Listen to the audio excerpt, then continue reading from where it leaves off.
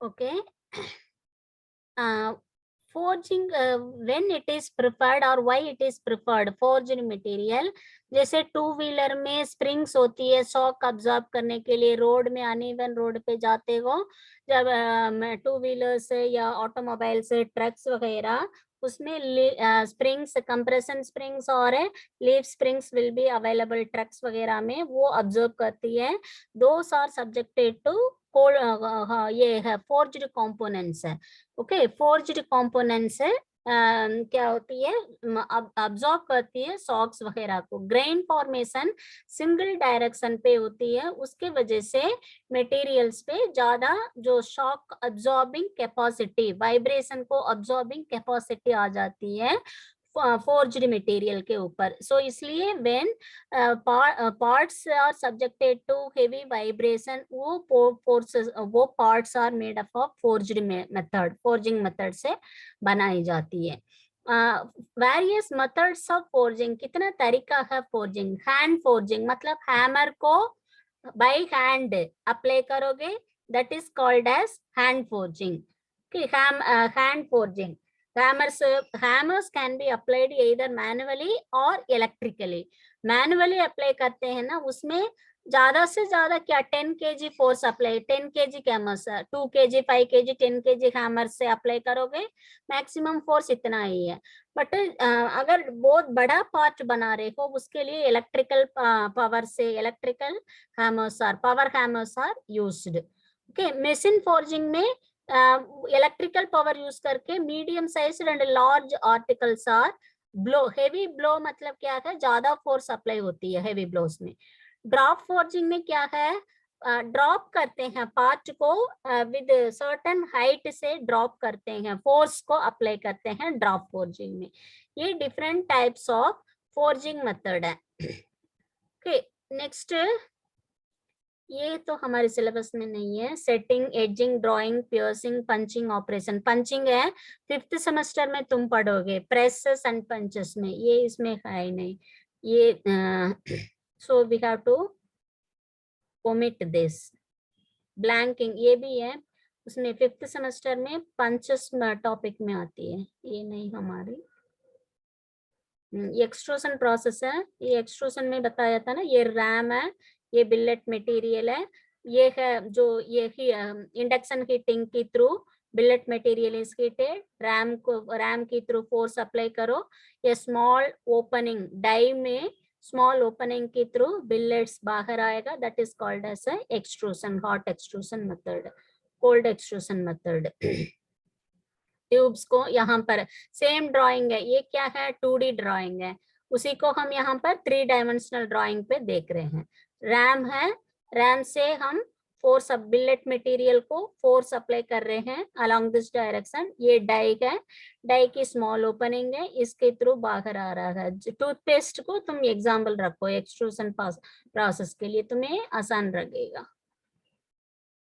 ये है cold working of metal, write short notes on hot spinning, drawing, roll piercing तो नहीं है, hot spinning, hot draw, spinning means seeds में कटोरी बनाना, ड्राइंग वायर बनाना है। पियर्सिंग ऑल्सो एक स्मॉल होल क्रिएट करना है, पियर्सिंग मीन्स। बट ये सब हमारे सिलेबस में नहीं है, ये पीडीएफ मैंने डाउनलोड किया है, तो बीटेक डिग्री का वो पूरा थोड़ा सा इंक्लूडेड है इसमें। Rolling effect on granular structure में कैसे है, जो ऊपर वाला डायग्राम में देखा था, ग्रैनुलर है, coarse grain structure to fine grain structure मिलती है, डायग्राम में ऊपर एक्सप्लेन किया था इसी पीडीएफ में। ये सब हमें नहीं चाहिए, ये सब बीटेक का है। ओके नहीं, ये सब हमारे सिलेबस में नहीं है, ये बीटेक का पीडीएफ है। चलो अभी ये हॉट वर्किंग कोल्ड वर्किंग का definition, advantage disadvantage, 2-3 drawings explain करना हमें आना चाहिए। इसमें से किसी को कुछ डाउट है तो पूछ लो, मैं 3rd चैप्टर जा रही हूँ। बोलो बेटा, किसी को कुछ डाउट है? ओके ओके, जो इसके साथ हमें 2nd चैप्टर कंप्लीट हो गया है हॉट एंड कोल्ड वर्किंग के साथ। 3rd चैप्टर है फेरस मटेरियल। इसमें ये पीपीटी में दोनों में इंक्लूडेड है, बट फर्स्ट हम देखेंगे 3rd चैप्टर है। 3rd चैप्टर में फेरस मटेरियल है। 3rd chapter is ferrous material, 4th chapter is non ferrous material. तो फेरस मटेरियल के बारे में हम देखेंगे। फेरस मटेरियल का मतलब क्या है बेटा, तुम्हें कुछ आइडिया है? व्हाट इज फेरस मटेरियल, कुछ आइडिया? फेरस क्यों बोलते हैं बेटा? F2 के पास 2 इलेक्ट्रॉन की वैकेंसी होती है ना, तो इसलिए फेरस कहते हैं। सही है, तुम्हारा जवाब ठीक है बेटा, बट फेरस वो इसलिए कहते हैं, ferric content Fe, okay, Fe ferric content is available in the metal, इसलिए उसको फेरस मेटल कहते हैं। Okay, Fe content ferrous metal. ये देखो मेटल्स में पीरियोडिक टेबल में 26th एलिमेंट है Fe एलिमेंट, आयरन और ferrous ferric with atomic mass of 55.85 atomic weight, atomic mass, okay, 26th element Fe। ये ferric element, ferric content will be available, इसलिए उसके नाम से हम बुलाते हैं फेरस मेटल। फेरिक कंटेंट है इसलिए फेरस मेटल है। General categories of ferrous metal. Ferrous metal को हम कैसे क्लासिफाई करते हैं? Carbon and alloy steel, stainless steel, tool and die steel, cast iron, cast steel, इतना क्लासिफिकेशन करते हैं। ये ऑल आर फेरस मटेरियल, सभी में ferric content will be available, but कितना परसेंटेज ऑफ फेरस अवेलेबल है उसके हिसाब से, और भी अलॉइंग एलिमेंट उसके साथ कुछ मिक्सड है और नॉट, उसके हिसाब से इट इज वेरिएबल। ये application of ferrous alloys. Ferrous metal है, ऐसे दिखता है when it is in pure form, मतलब पॉलिशिंग करने के बाद ferrous material will look like this.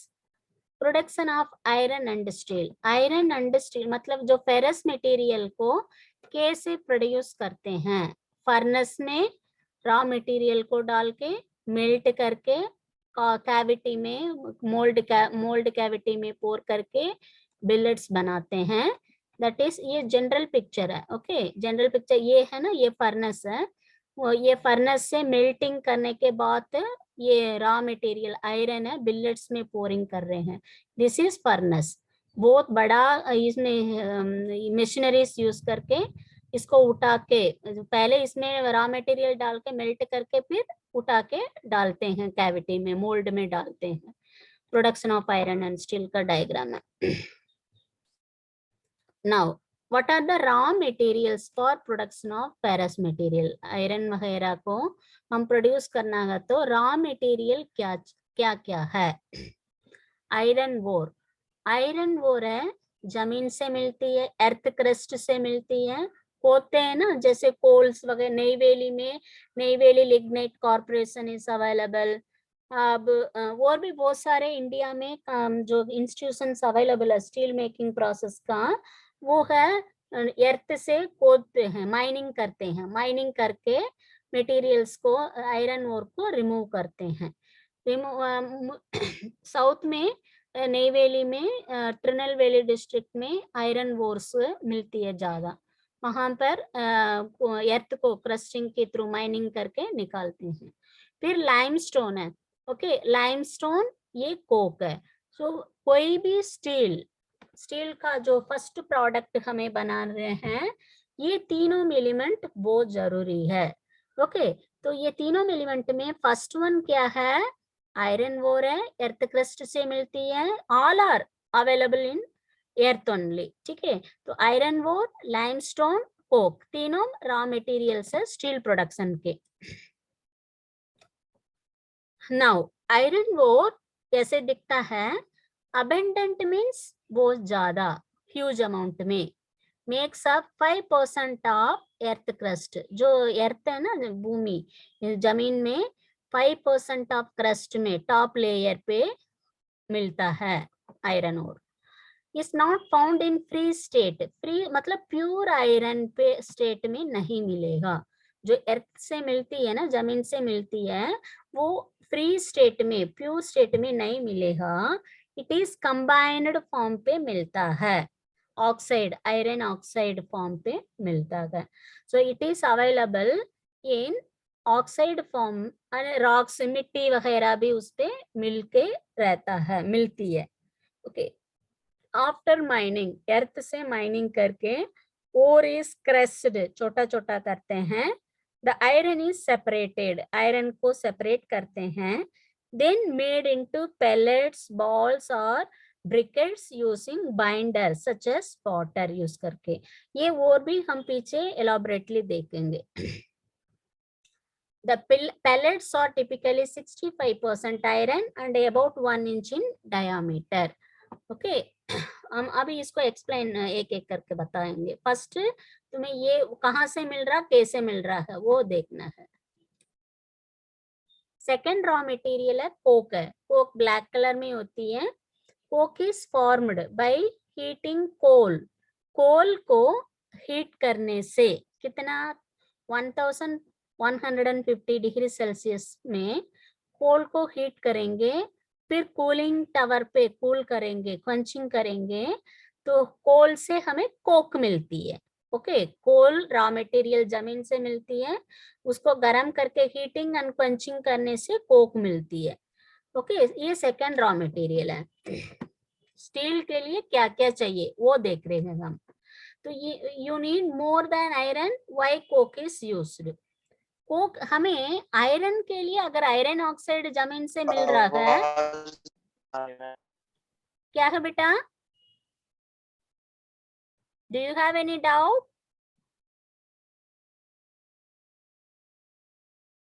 किसी का आवाज आया था बेटा अभी, कुछ डाउट है?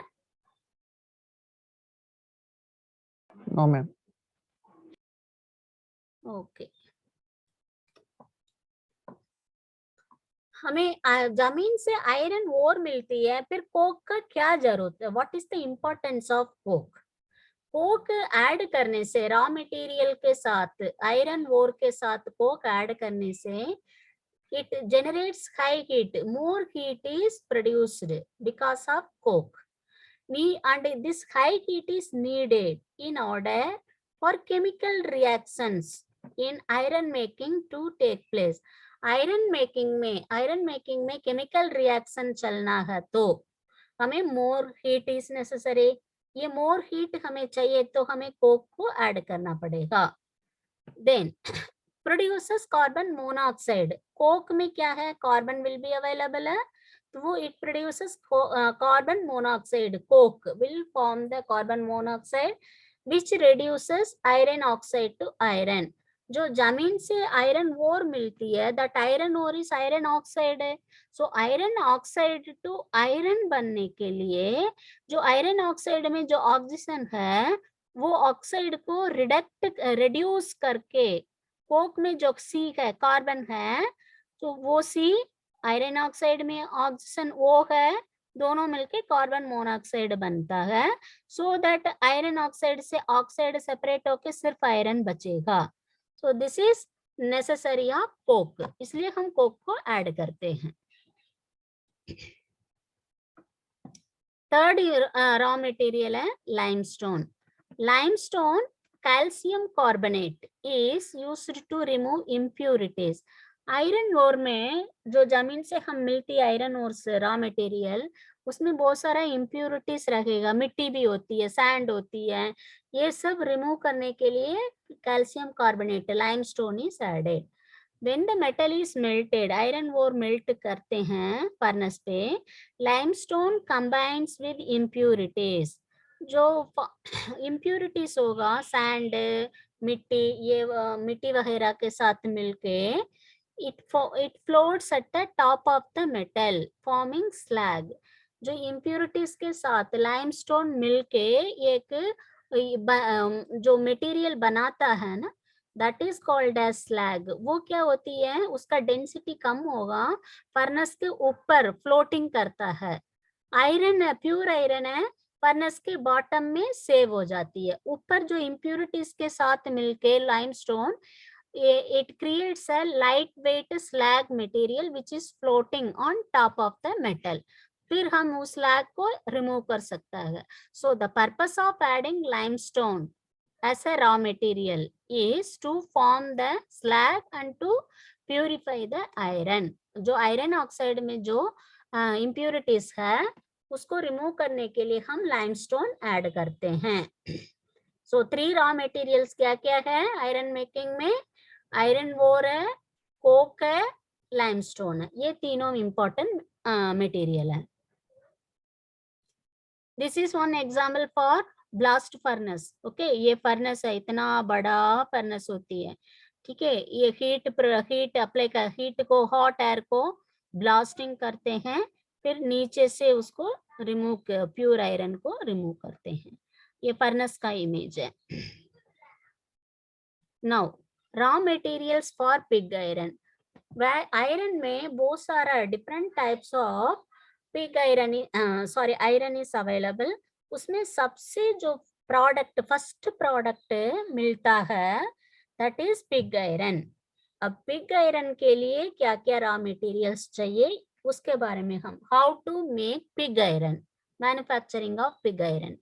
The 3 raw materials are dumped into a blast furnace. कौन कौन सा 3 raw material है? आयरन वोर, कोक, कैल्शियम कार्बोनेट मतलब लाइमस्टोन. तीनों को ब्लास्ट फर्नेस के अंदर प्लेस करते हैं.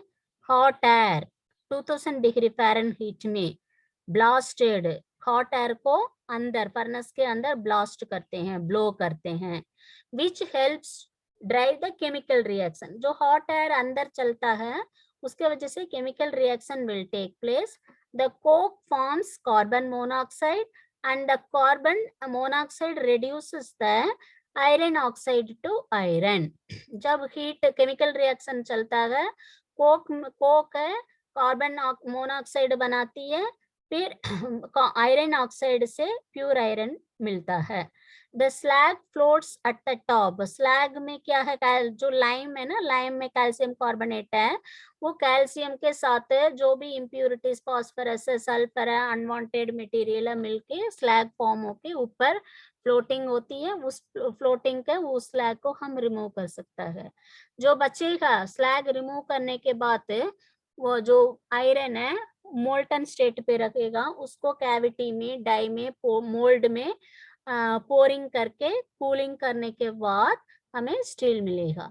जो ये प्रोडक्ट मिलेगा, that is called as a pig iron, ready for more iron work और steel making.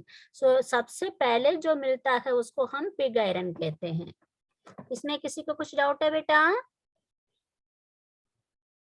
No, ma'am. No ma'am. Okay.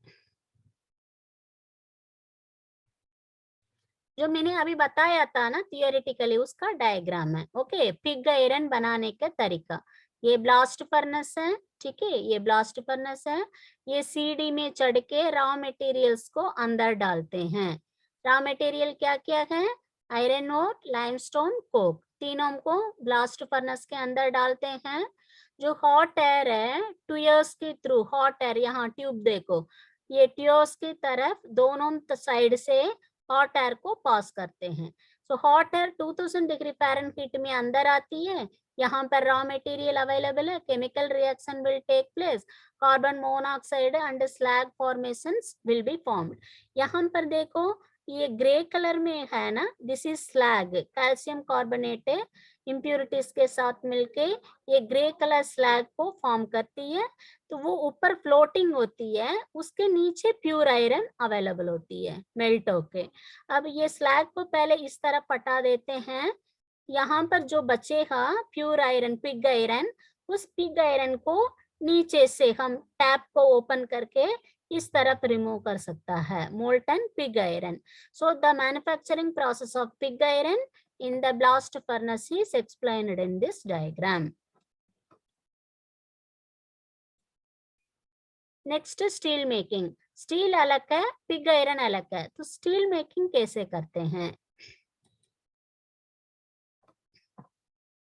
Steel making के लिए पिग आयरन रॉ मटेरियल है, जो ब्लास्ट फर्नेस से मिलता है ना पिग आयरन, उससे हम रिडक्शन करके स्टील बनाते हैं. To make steel you are simply removing more impurities. Impurities जो पिग आयरन में है उससे उसको रिमूव करते हैं.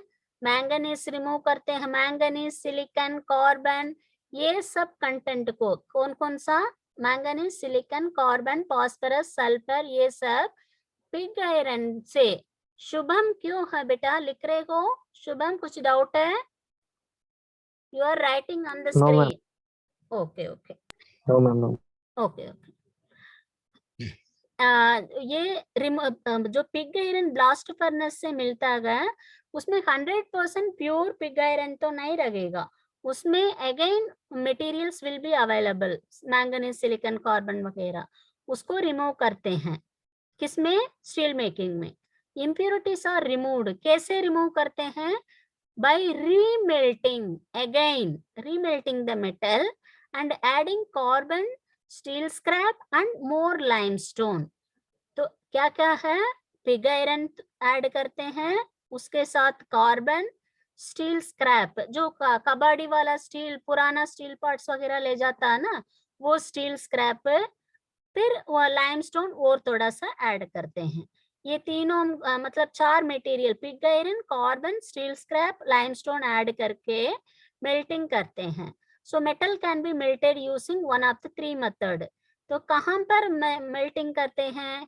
ओपन हेर्थ फर्नेस में कर सकते हैं स्टील मेकिंग, इलेक्ट्रिक फर्नेस में कर सकता है, बेसिक ऑक्सीजन फर्नेस में कर सकता है. तीनों एनी वन फर्नेस में ये रॉ मटेरियल को प्लेस करके हीट करो केमिकल रिएक्शन से, वो हमें जो स्टील चाहिए वो स्टील मिल जाएगा.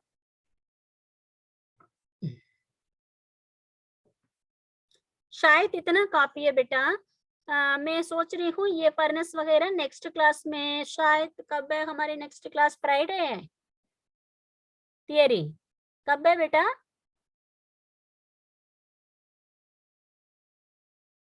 नेक्स्ट थियरी कब है?